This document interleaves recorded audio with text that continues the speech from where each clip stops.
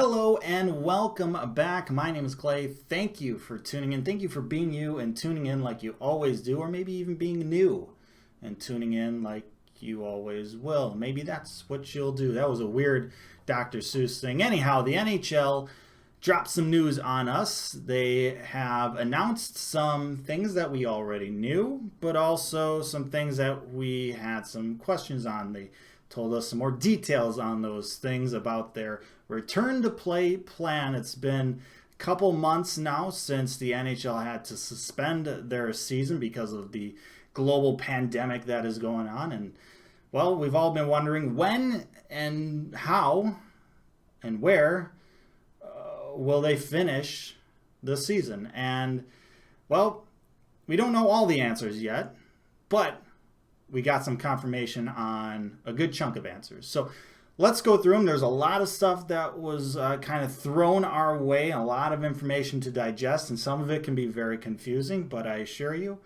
it's actually pretty simple. So let's go through it. I'll try and simplify it for you, and hopefully we can understand this all a little bit better. First things first, the thing we kind of already knew, the NHL will be resuming play with a 24-team playoff, which means that the regular season is officially over, and there are 7 teams that will no longer be playing hockey until whenever the next season occurs. But before that next season occurs, the NHL is going to try and figure out a way to finish off the season and award a Stanley Cup, and they're going to do it with a 24-team playoff. Let's go into details on what that entails. So there are 24 teams total, 12 teams in each conference. Within each conference, the top 4 teams will be getting a bye, and the other 8 teams will play each other to determine who advances to the actual 16-team playoff. Now, that play-in round is not regular season, and it's not considered playoffs. It's like a Schrodinger's round. We don't really know what it is, but we already know the matchups for it. We got 5 versus 12, 6 versus 11, 7 versus 10, and 8 versus 9. Now, the question is, while those teams are playing, are the top 4 teams in each conference just going to be sitting idly? No, that was confirmed by Bettman that they would actually be busy playing a round robin against each other to determine seeding of the top 4 teams. So, for example, if in the Western Conference, the Dallas Stars, who are the 4th seed, win all 3 games, it's round robin, so they play each team once, or each of the other 3 top 4 teams once. If they win all 3 of those games, they get the first overall seed. They are no longer the 4th seed, they are the 1st seed in the conference.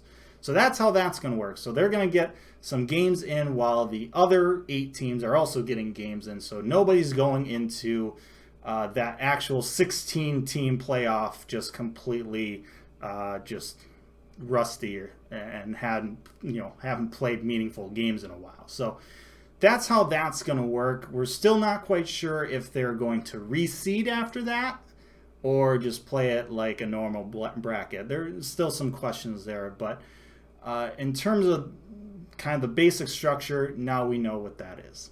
Another thing that's not quite decided on yet is whether or not that Schrodinger's round and the second round, which would normally be a first round in a 16-team playoff, if those 2 rounds are going to be best of 7 series or best of 5 series. Now, the conference finals and the Stanley Cup final are going to be best of 7s like we're used to.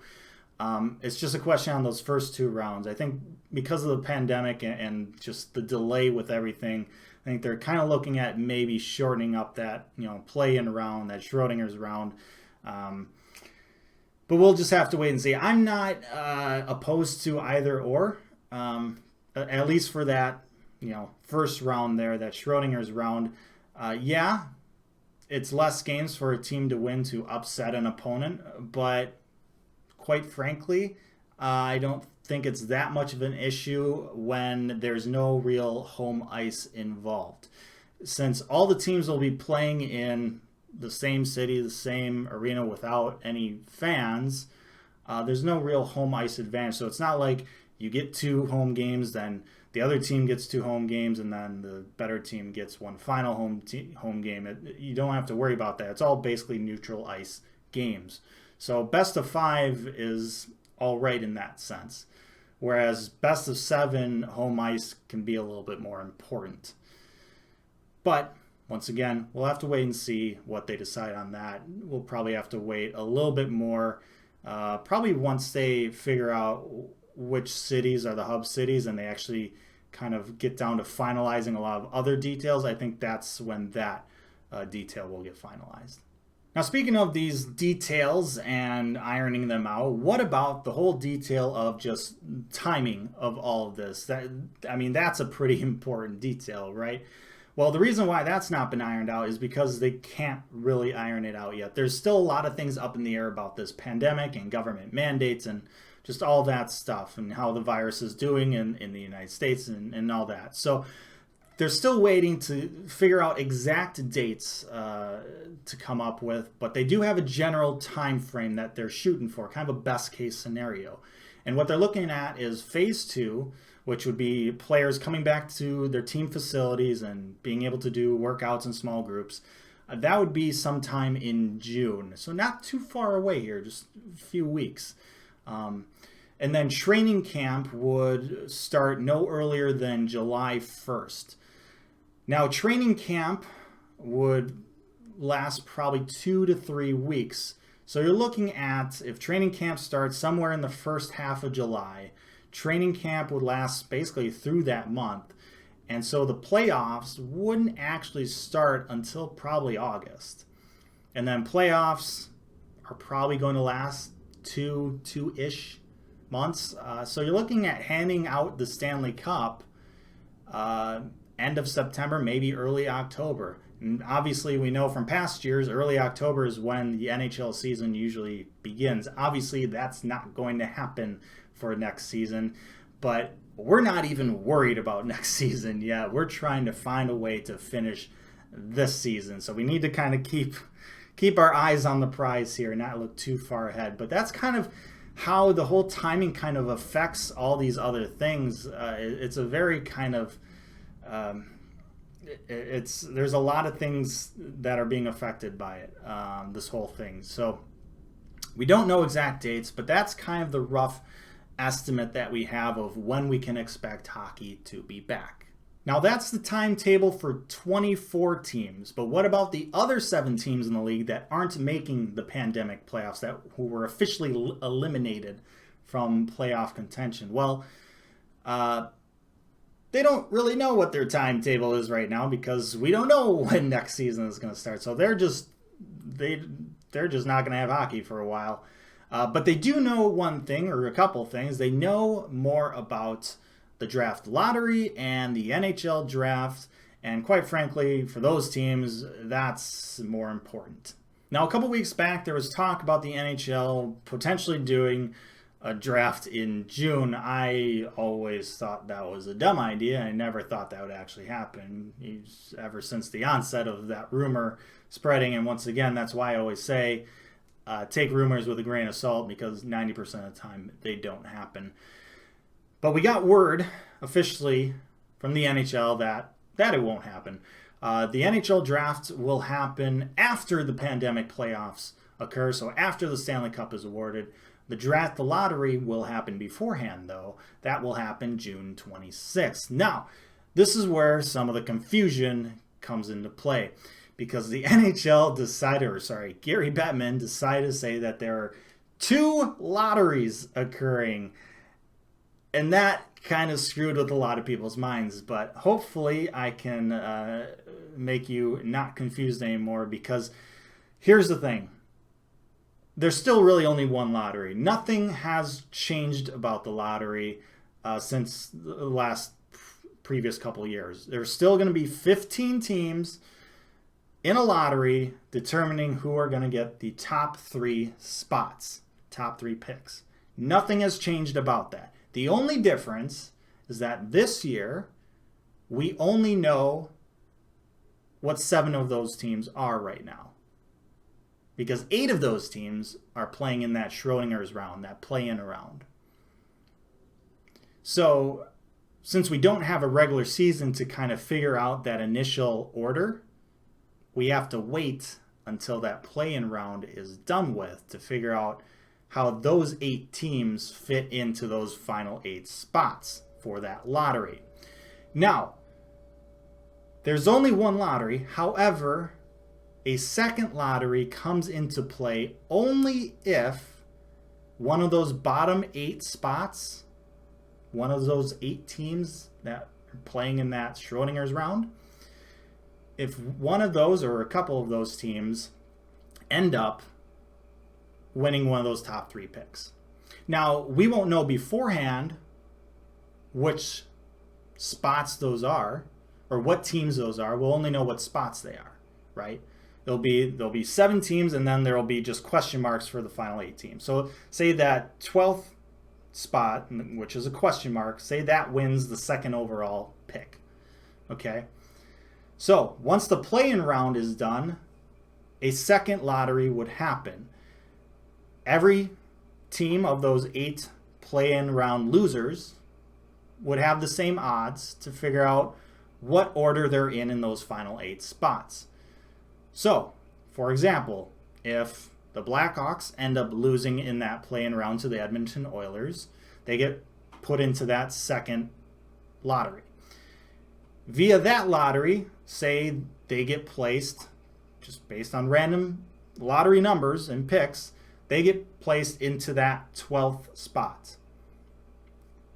Then we'll figure out, hey, that 12th spot, which is now the Blackhawks, ended up winning the second overall pick.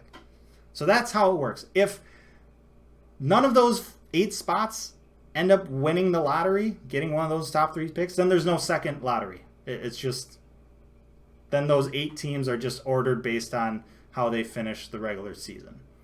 So the second lottery is really only just kind of a plan B type of thing. Hopefully that makes sense. So in terms of the pandemic playoff format, and then also the draft lottery and draft and the timetable of things, those are the details we know right now officially. There are plenty of other details that still needed to be decided upon by the NHL and the NHLPA before hockey, begins again. One of those main ones being, where is this going to happen? Where are these pandemic playoffs going to be played? Well, we do know that there are going to be 2 hub cities, one for the Eastern Conference, one for the Western Conference. And, well, we don't know which 2 cities they are yet because they haven't made that decision because, well, there's still kind of federal and local mandates kind of occurring based on this pandemic. So they're trying to wait until the last second to figure out or make sure that these places, these locations are going to be, all good with this whole thing. So that's why they haven't made that decision yet. But they are looking at 10 cities potentially for these final 2 spots. And those cities are Chicago, Columbus, Dallas, Edmonton, Las Vegas, Los Angeles, Minneapolis, St. Paul, Pittsburgh, Toronto, and Vancouver. Now, in terms of the Canadian cities, a big thing about those is the federal mandate that anybody who is coming into the country or gets infected has to do a 14-day quarantine, and the NHL doesn't want to have to deal with that, especially during the playoffs. If you get COVID-19 and now you have to quarantine yourself for 14 days while these playoffs are going on, that's no bueno for the NHL. So if the NHL is going to be picking a Canadian city, that federal mandate is going to have to be lifted by the time these playoffs started. So for me, what I'm thinking is I think both of these cities are most likely going to be in the United States. But once again, that decision hasn't been made yet. It'll probably be a couple weeks to a month before that decision is made. But that's kind of how that detail is looking right now. So that's it. That's what has officially been announced by the NHL. All the details we now know. Still a lot of things left to be decided on before the NHL returns to play. Hopefully I was able to maybe clear some things up if you were still a little bit confused by all this information, trying to wrap your head around it. If you are still a little confused, leave a comment down in the comment section below. I'll do my best to get to it and answer it, or maybe somebody else will. But feel free to ask questions down there. Do not be shy. We're all trying to navigate this landscape together. But thank you so much for watching. Like, share, and subscribe. Appreciate that as always. But most importantly, stay safe, make good decisions, and I'll see you next time.